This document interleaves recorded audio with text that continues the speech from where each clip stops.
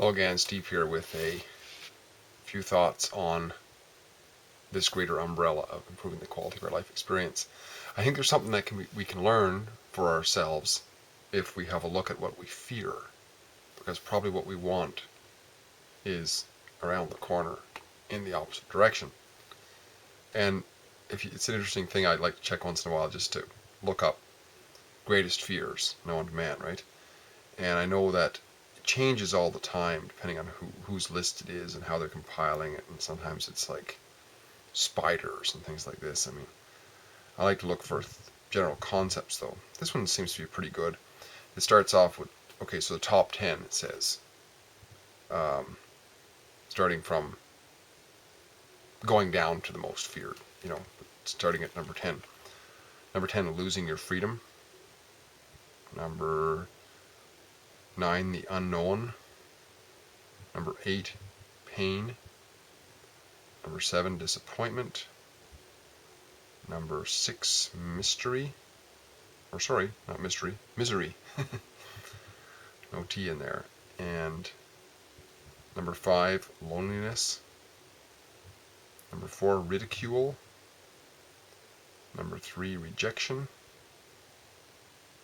Number 2, death. Number 1, failure.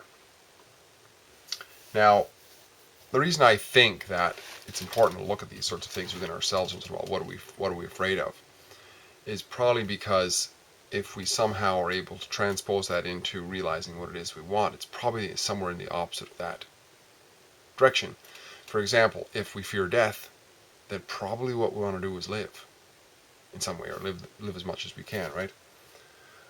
If we're afraid of failure, probably we want to succeed in some way.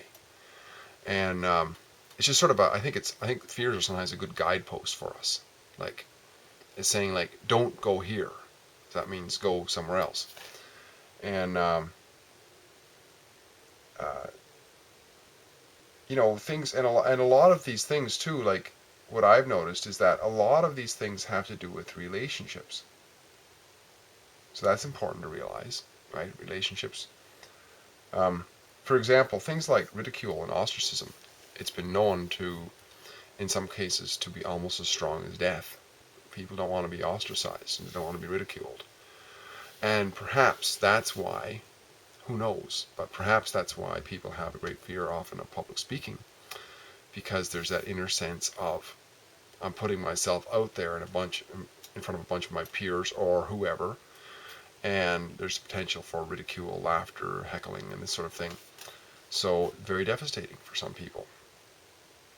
So, I mean, I think that how we can help ourselves in these things is to realize which ones are really legitimate and which one like could actually physically harm us or actually do us a lot of damage, our fears. Like things like, okay, if I have a fear of running across freeways because there's many 100-kilometer-an-hour cars, that's probably a legitimate fear. Probably should listen heavy to it. But if I'm fearful of somebody ridiculing me, but perhaps the person is a jackass, then, and that's all it is, then we'll just act in spite of it. So we can chisel down, I think, on some of these fears. Sometimes, like that one, I like that one, fear of failure. Well, we can work on succeeding then, right? And and succeeding in little steps at a time. Like start off succeeding, just little things, and so build up the confidence to succeed anyway. I like that saying by Mother Teresa. I'll just try to see if I can look it up. I'm sure I've showed it to you before, and you've probably seen it yourself. And it's a great little soliloquy or whatever it is on, just act anyway, because we're going to be let down in something. We're going to run into our fears. We're going to run into these fears anyway. So why not just act anyways? I'll see if I can find it. Right here. Might be coming up. I think it's called Do It Anyway. Let's see if I can find it here. People are often unreasonable. irrational and self-centered, forgive them anyway. If you are kind, people may accuse you of selfish and accuse you of selfish, ulterior motives. Be kind anyway. Try to get this a bit bigger. There we go. If you are successful, you will win some unfaithful friends, and some genuine enemies. Succeed anyway. If you are honest and sincere, people may deceive you. Be honest and sincere anyway. What you spend years creating, others could destroy overnight. Create anyway. If you find serenity and happiness, some may be jealous.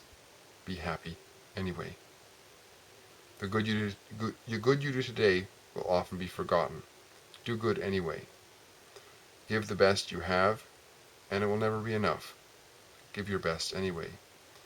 In the final analysis, it is between you and God, or whoever. You and your higher you, or whatever. It was never between you and them anyway. And so the competition, I think, has got to take place within us to face those fears and do it anyway. We can check it out. Is the fear legitimate? If the fear is just some vestige of the past hanging on, like somebody might tease me, well, the hell with it. Do it anyway. If that makes any sense, I'm guessing. So, just some thoughts anyways on how we can use fears as a little bit of a guidepost to what it is that we want in life in terms of our quality of life. It's usually somewhere in the opposite direction of our fears, of what we fear. If we fear failure, if we feel not being in a relationship, we feel blah, blah, blah, it's probably because we want those things. Or some aspect of it, some concept of what those give us, so we can work towards it and live, right? Life is for the living. Yeah, why not do it? Why not live? Steve here again, great chatting. Hope to talk again.